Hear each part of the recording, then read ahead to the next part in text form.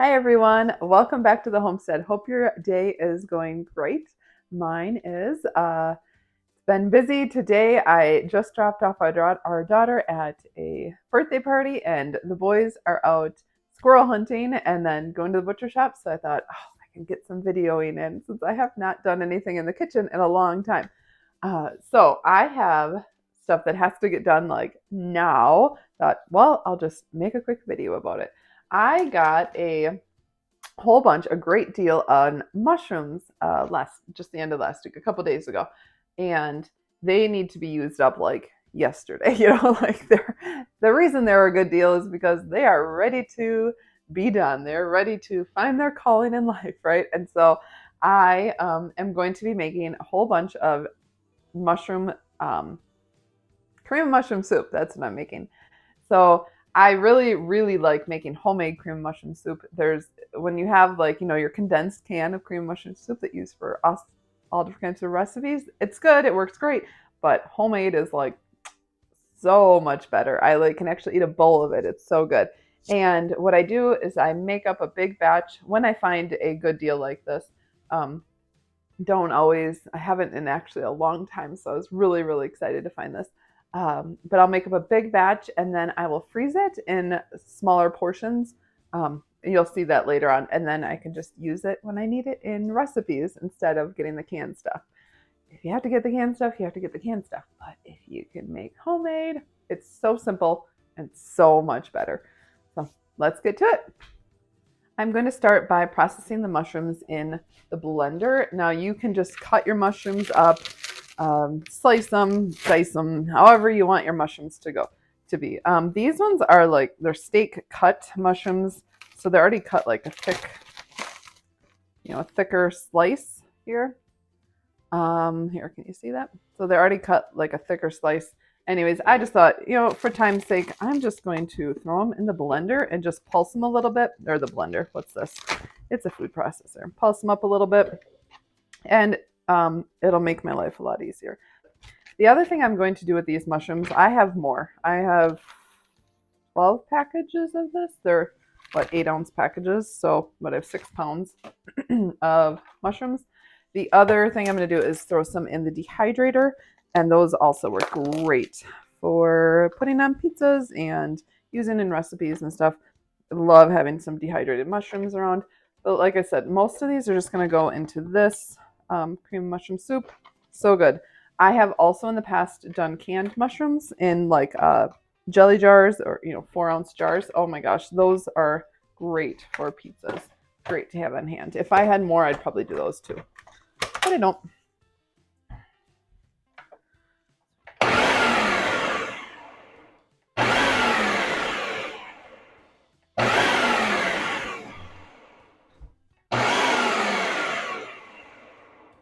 I think that's it. I'm just going to pulse them. Oops. Okay. I got some bigger chunks in there. Maybe I filled that too much, but there we go. I got this guy. I'll probably just save and do it with the next batch. But I have some, can you see that? There are some bigger chunks, and that's good. You don't want it to be like completely pureed mush or anything like that. So I will just keep going and get out a bowl, fill it up, and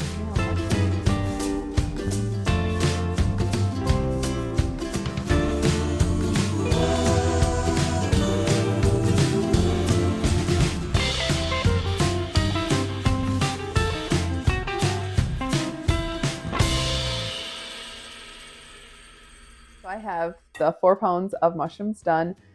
That's a lot of mushrooms, right? This is going to be a couple batches. I was just going to use my cast iron Dutch oven, but that will not do this whole amount. But I have a giant stock pot that will. That's probably a good idea. Then I can just do it all at once and not do a couple batches because, I'm going to run out of steam. That's a great idea. I think that's what I'll do. I'll think about it while I do the onions. So next, I'm going to get onions diced. Again, just going to put them in here. It's so much faster. Takes, a few pulses, dice them up.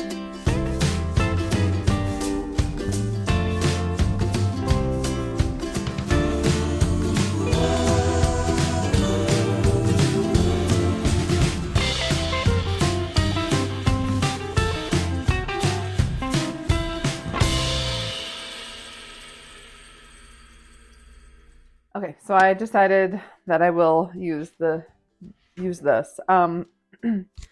I realized that this is going to wilt down a lot, so hopefully I won't regret this. All right, so in here I'm going to put some lard. You can use obviously butter, olive oil, whatever kind of oil you're going to use. There's measurements. As you will see, I did get an estimated amount of how much onions and mushrooms I had, but for the rest of it, I'm not quite a measuring type of a cook in the kitchen. I more or less just kind of go by taste and experience, I guess. So I get a general idea, but anyway, so I will post the link to the recipe below and you will be able to see what the actual recipe says. I'm actually taking two recipes, so I'll link both of them. I'm kind of combining them because I've made this in the past and I can't really find the exact recipe that I had used that I really liked, but I think I like components of each of these, so I'm just going to combine them. I mean, really, I can always adjust it as it goes. And yeah, so what I'm going to do here is just cook down the onions, and after they've cooked down a lot, I will then add the mushrooms in, cook those down, and hopefully get that lard off of there. Hopefully not have to switch pots. Hopefully it'll fit.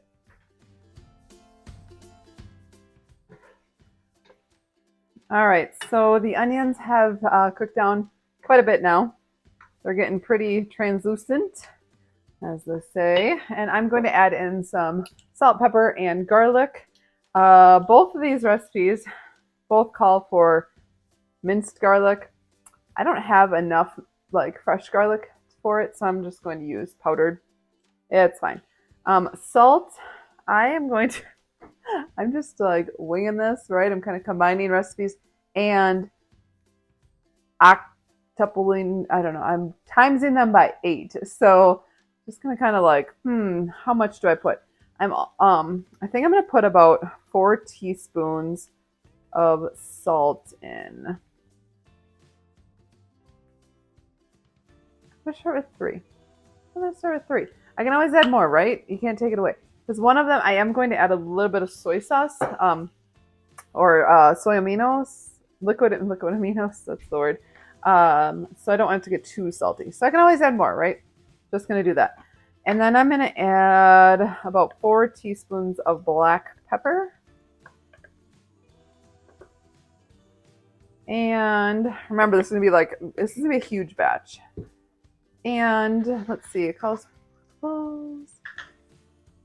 Should we go with another 4? 1, 2, 4 heaping ones. How about? Those would be all right. We can always add more. I can always add a little bit more, right? No big deal. Oh, the one also calls for thyme, so I think I'm going to add a little bit of thyme into here as well.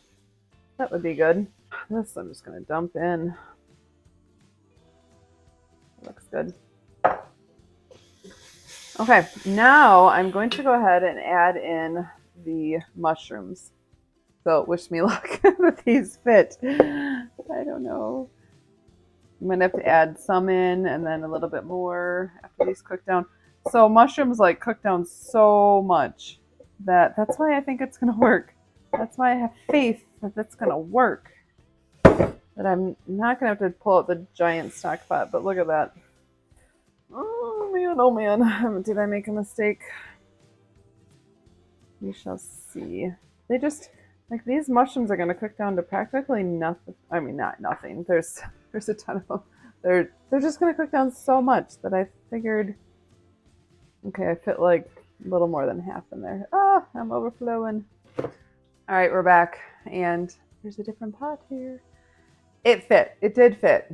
But I realized, and it cooked down, and it was like half, a little more than half of the pot. But then I realized, okay, then I got to add all the liquid. You know, I was like, let's just do it. This wasn't the pot I was thinking of.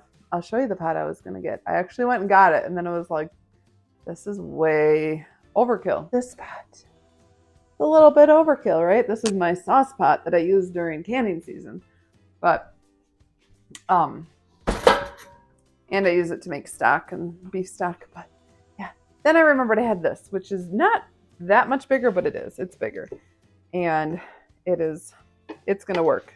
This will be perfect. For some reason, I was thinking it was the same size, and I pulled it out. I'm like, oh wait, it is a little bigger, so it's working. That's where we're at right now. So the mushrooms have cooked down nicely. They are looking great. I am going to now add in the flour. You don't have to add flour. You could add cornstarch or arrowroot powder to thicken it if you don't want the gluten. I'm going to use flour. I'm going to link both of these recipes down below so you can kind of decide if you want to like mix them up like I did, or, use one actual recipe if you wanted to. But I am going to do the old guesstimation and just dump in what I have. I have a bunch of flour already ground up here that I use for my sourdough starter, and I'm just going to use that and probably dump pretty much this whole thing in here. Yep, I think I am. I'm just going to dump the whole thing in. So that's probably not what the recipe says, but this is how I make my soups or anything that I need to thicken, my gravies and stuff.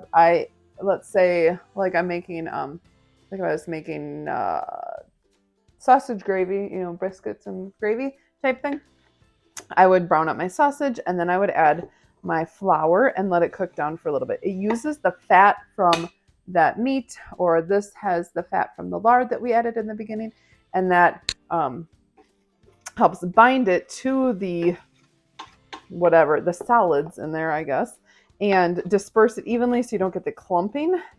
And then cooking it will help cook down the flour taste as well. So that is how I do it. If I was going to use cornstarch or arrowroot powder, I probably would have taken the liquid, whether it be the cream half and half or the stock, and I would have like made a slurry out of it and then put it in. But this is how I do the flour, and it works. So that's how I do it, whether that's the directions or not. I said I will put the directions below if you're a rule follower. But I cook with the kids, and they're like, they follow it to like a T.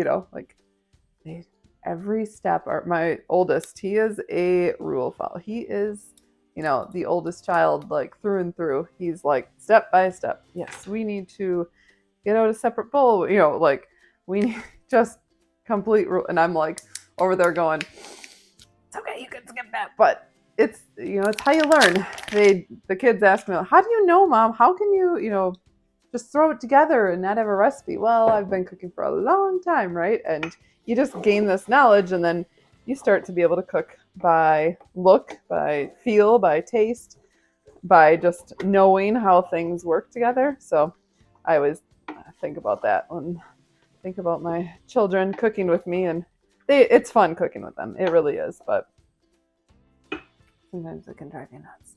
All right, so next I'm going to add a little bit of liquid aminos.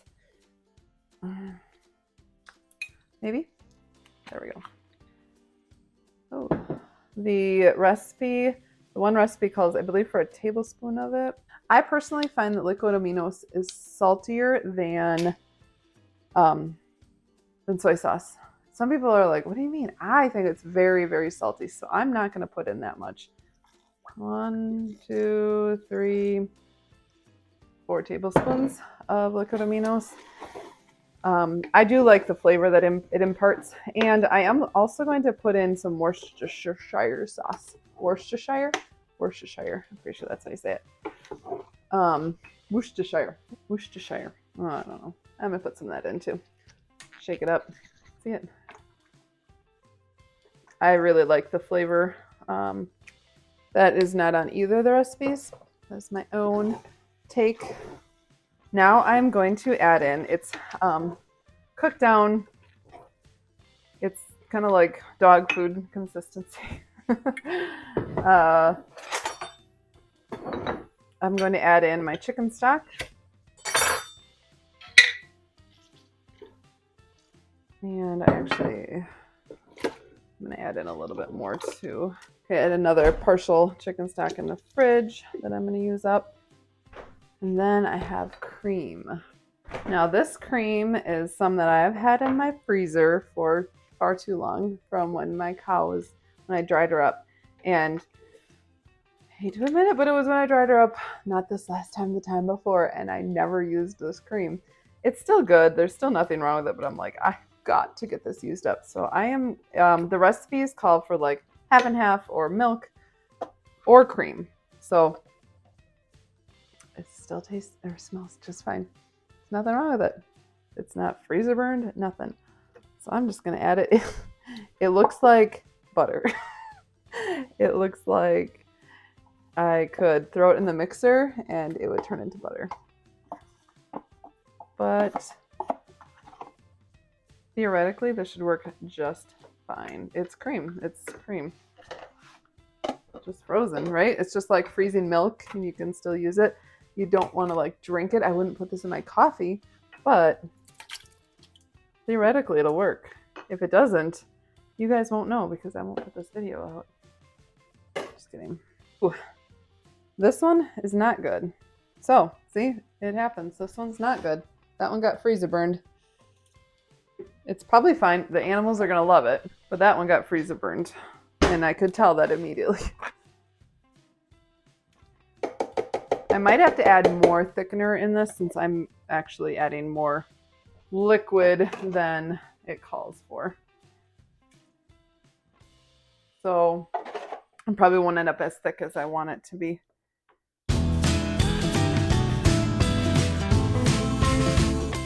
This has been cooking down for a little bit and the chunkiness has gone away from my cream. I'm not gonna lie, I was a little bit nervous because I thought that's looking a little bit chunky and a little like curdled looking. That's the word I'm looking for. I thought that's gonna be a big waste of mushrooms if this does not go how I think it should go, but it did. It went fine. As soon as it heated up, then it all like, you know, went back to normal, got all incorporated really nice. It is a little bit thin though. It's a beautiful soup consistency right now, which is great, but I want it thicker for like a condensed soup, not necessarily condensed soup. I mean, I want it like in between, okay?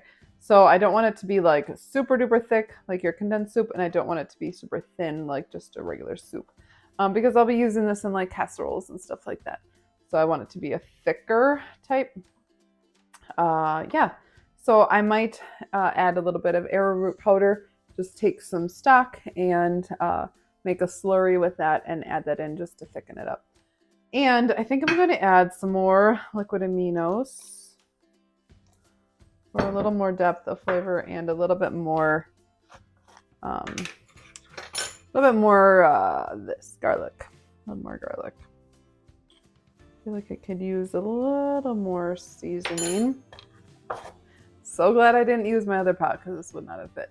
And I used up all of my leftover cream. So there's way more cream in this than like the recipe calls. I've actually stretched the recipe a little bit, but it still has like super strong mushroom flavor. Super duper mushroom flavor. So even though I added more liquid to make it a little bit, stretch it a little bit farther, didn't have to sacrifice any of that mushroom flavor in order to make this go a little bit farther. But I'm super excited that I used all that up. More space in the freezer is always a great thing. And then it didn't go bad. There was just one container that I probably could have like taken the freezer burn stuff off the top, but it was questionable. And it smelled a little funky. So I thought, it's not worth it.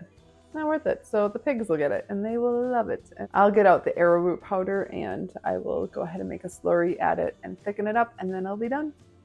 So my slurry here, I'm just going to take some arrowroot powder and 2, 3, 4, 6-ish, 6 generous tablespoons-ish there. And turkey stock, chicken stock, whatever you got. I just grab that and add it to, and then just mix it up to make a paste. I might use a fork here. Let's stir around, just getting all the lumps out so it's incorporated well. If you just dump this in the arrowroot powder right in your soup, whatever you're making, it will be clumpy and you might not be able to get all those clumps out, and you don't want to bite into a clump of cornstarch, arrowroot powder, or whatever. We choose to use arrowroot powder because it's just a little healthier than cornstarch, but it can be a little gummy, so I don't like to use a lot of it. That's why I didn't use it. Well, one of the reasons I didn't use just that in this recipe, because sometimes it can get a little like gluey consistency with like your gravies and stuff. I like it in general. It works 1-for-1 with cornstarch, or in place of. But all right, that looks about right, and I will dump that in and thicken up our soup just a little bit more. It looks better. It's looking good now, nice and thick. Not too thick, not too thin. It looks really good. So I'm going to go ahead and get that ready for the freezer. I'll show you how I freeze this. I have these silicone molds. They are like for soap, and actually I've made soap out of them, made soap with them, but they are washed and yeah, they're good to go. And they work awesome. I use these also for freezing eggs. So nice. And I'll show you why in a little bit. But first I will fill those up.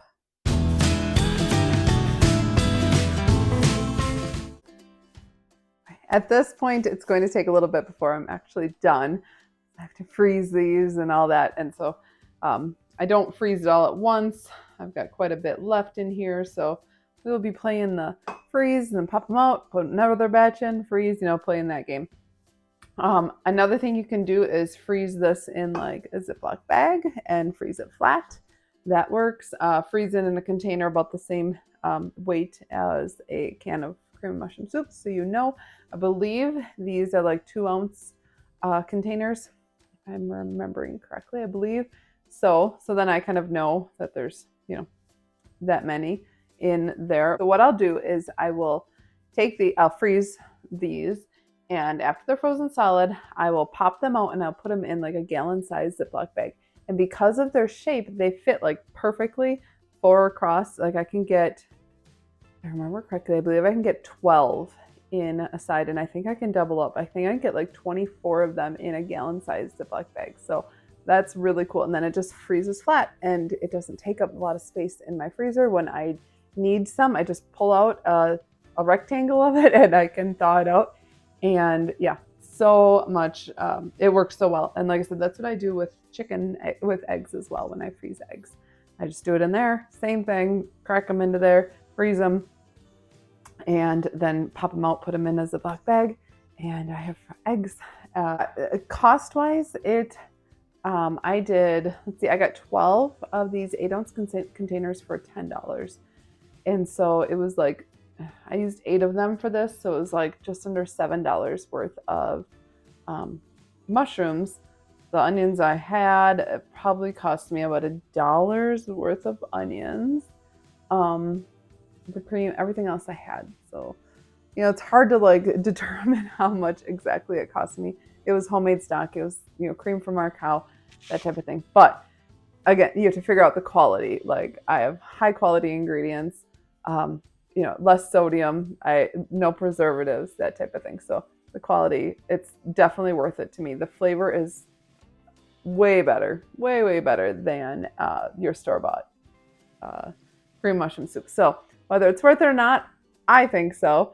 And it's a great way to use, if you see a good sale on mushrooms, to use them. Or let's say you have mushrooms in your fridge that are going to go bad, that you don't think you're use, whip up some cream mushroom soup, eat it, make a casserole out of it, do whatever, or put it in your freezer for a future date.